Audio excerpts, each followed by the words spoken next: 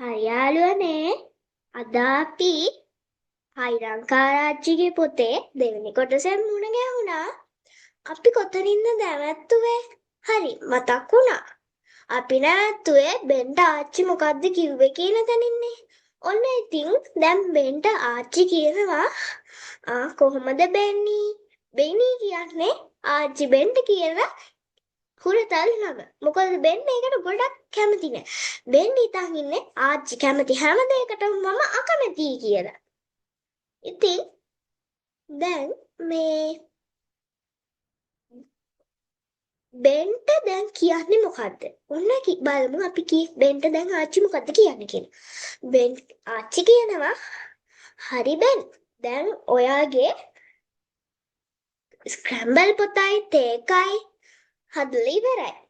ඒ කියන්නේ ස්ක්‍රැම්බල් මේ බෝඩ් එක කියන්නේ මේ මෙන්න මේ වගේ පොඩි පොතක්. හැබැයි ඒකේ එක එක කොටු දාලා අංක දාලා තව ඒකට නගින්න පොඩි දාදු කැට හදලා එහෙම පොතක් දාලා ආච්චිම හදාගෙන ඉන්න.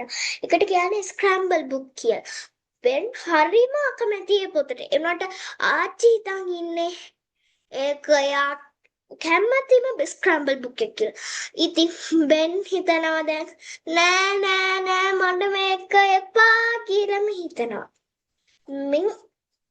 මේ අතරේ දැන් ආච්චි කියනවා ඔයා ආසම ගෝවා පයි එක හදලා ඒකේ ගෝවා කේක් එක හදලා තියෙන්නේ කියලා. ඉතින් මොකද මේක හදන්න ඕනේ චොක්ලට් කේක් එකක් විදිහට. හැබැයි ඒකට ආච්චි කියන්නේ චොක්ලට් කේක් එක කියලා. හැබැයි ඒක තියෙන බ්ලොග් තියෙන හොඳම ප්‍රශ්නේ බෙන් හිතන් ඉන්නේ ඇයි ආච්චි මේ චොක්ලට් කේක් එකට ගෝවා දාන්නේ කියලා. අනික මේ ගෝවා කෑලි දාලා මේ චොක්ලට් කේක් එක කීයටවත් හදන්න බෑ බෙන්ට. ඒක ගොඩක් ලොකු ප්‍රශ්නයක්. දැන් ඉතින් ඔන්න බෙන්ට ටිකකින් හම්බෙනවා තේකයි ස්ක්‍රැම්බල් බුක් එකයි. බෙන්ට ඉතින් නින්ද යනවා ස්ක්‍රැම්බල් බුක් එක. මේ ස්ක්‍රැම්බල් බුක් එකෙන් සෙල්ලම් කරන්න යනකොට දැන් ආච්චිත් ස්ක්‍රැම්බල් බුක් එකෙන් සෙල්ලම් කරනවා බෙන්ත් ස්ක්‍රැම්බල් බුක් එකෙන් සෙල්ලම් කරන්න යනවා.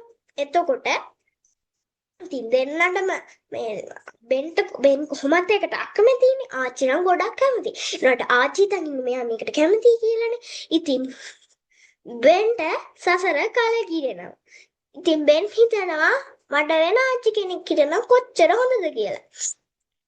ඒ වුණාට බෙන් ටිකක් කැමති ආච්චිට. ඉතින්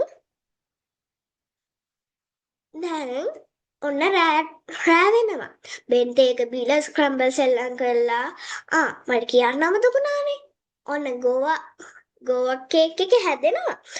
අවන්නේ ආච්චි කියනවා මේ ඔයා ආසම ගෝවා කේක් එක මේ අවන් එකේ දාලා තියෙන්නේ මට ඒක මතක් කරන්න ගන්න කියලා කියනවා. එතකොට බෙන් අනේ මට ඕනේ නෑ කියනවා. එතකොට ආච්චි කියනවා නෑ ඒක හරිම රසයි කියලා. ඉතින් බෙනුත් ආච්චිට තර්ක කරන්න යන්න බැරි හින්දා මේ කට පියාගෙන ඉන්නවා. ඉතින් මේ අතරේ ඕක දැන් එළියට ගන්නවා ආච්චි ගෝවා කේක් එක. දැන් මේ අතරේ මේ ගෝවා කේක් එක ගත්තනේ. හැබැයි මේ අතරේ මෙයාට ගෝවා සුප් එකකුත් දෙනවා. ඒක බොන්න ඕනෙම. ඒ කියන්නේ මීට වඩා මේක මේ ගාන විතර බෝල් එකකට මෙච්චරක් කියන්නේ ගොඩක් ලොකු ප්‍රමාණයක් නේ. ඉතින් මේ වගේ බෝල් එකකට මේ වගේ පාට ගෝවා සුප් එකක් දෙනවා. පොඩි ළමයි ඉතින් වෙන්න කැමතිත් නෑ ගෝවා සුප් එකට. ඒ වුණාට සමහර ළමයි ගෝවා කන්න ගොඩක් කැමති. ඉතින් මේ අතරේ ආච්චි දැන් ඔය ගෝවා කේක් එකයි ගෝවා සුප් එකයි ඒක බෙන්ට ගෙනත් දෙනවා. ඊට පස්සේ බෙන්ට දැන් මේක කන්න විදිහක් නැහැ. ආච්චි කියනවා බෙන් ඔයාට මම ගෝවා කේක් කෑල්ලක් දෙන්නද කියලා. ඊට පස්සේ බෙන් කියනවා එපා කියලා. ඒ වුණාට ආච්චි කියනවා නෑ නෑ මේවා හරිම රසයි කියලා මේ මේ ආච්චි කියනවා. ඊට පස්සේ බෙනුත් ඉතින් ආච්චිත් එක්ක තර්ක කරන්න යන්නේ නෑ. ඊට පස්සේ ඉතින් ආච්චිත් දෙනවා මෙයාට එකක්. මේ අතරේ පස්සේ බෙන්ගේ ආච්චි යනවා මෙන්න මේ වගේ ගොඩක් පොත් ගොඩක් අහගෙන ඉන්නේ. ආච්චිගේ ගෙදර හයිරංකාරයන්ගේ පොත් ගොඩයි. ඒ කියන්නේ හොරු, හයිරංකාරයෝ, ත්‍රස්තවාදියෝ මේ හයිරංකාරයෝ ආච්චිලා බෙන් හරියම කැමති නෑ. ටීවී එකකුත් තියෙනවා ආච්චිගේ ගෙදර. හැබැයි ඒ ටීවී එක වැඩ කරන්නේ නෑ 1992 ඉඳලා. 1992 ඉඳලා. ඒ කියන්නේ දැන් ගොඩක් කල්. බෙන්ට දැන් අවුරුදු 11යි. ඉතින් මේ අතරේ ආච්චි යනවා කාමරේට. බෙන්ගේ ආච්චිගේ කාමරේට. ඒකේ පොත් ගොඩයිනේ. ඉතින් බෙන්ගේ ආච්චි හිමීට තමයි රිංග යන්නේ. ඊට පස්සේ මේ ඊට පස්සේ දැන් බෙන්ගේ ආච්චි ඔය කාමරේට යන අතරේ බෙන්ට දැන් මේව කන්න බෑනේ. ගෝවා කේක් එක නම් පොඩ්ඩක් මෙහෙම කාලා කනවා ඔක්කොම කනවා ගෝවා කේක් එකේ ඒ දුන්න කෑල්ල කනවා අනිත් ඒවා ඔක්කොම ආච්චි කනවා. ඉතින් මේ අතර දැන් වෙන්න ඕනේනේ මේ අර ගෝවා සුප් එක බොන්න බෑනේ. ඉතින් මේ බෙන් මේ ගෝවා සුප් එකට මොකක් හරි කරනවා.